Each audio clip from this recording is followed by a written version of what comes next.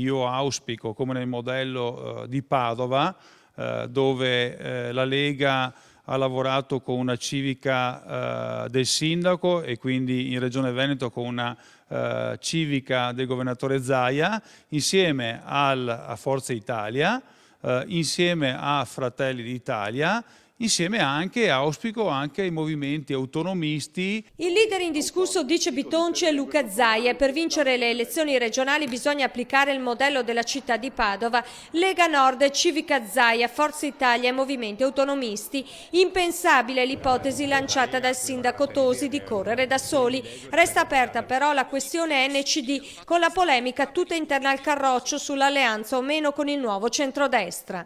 Sull'NCD ovviamente sarà il governatore che dovrà dire la sua, perché una cosa poi è il contesto nazionale, una cosa è il contesto locale. Non vorrei che però si riproducesse il modello provincia di Padova, dove l'NCD con il PD e con alcune altre componenti ha portato ad una maggioranza che è governata in pratica dal Partito Democratico. Bitonci prosegue poi con i temi cittadini e punta nuovamente il dito sul China Ingross. Stiamo effettuando controlli, dice, non rispettano la normativa sulla vendita al dettaglio. Noi verificheremo se effettivamente la sommatoria di tutte queste piccole attività commerciali al minuto possa rientrare come standard che non ci sono dal punto di vista della grande struttura di vendita, e quindi in questo caso verificheremo la possibilità di emettere anche delle ordinanze di sospensione dell'attività.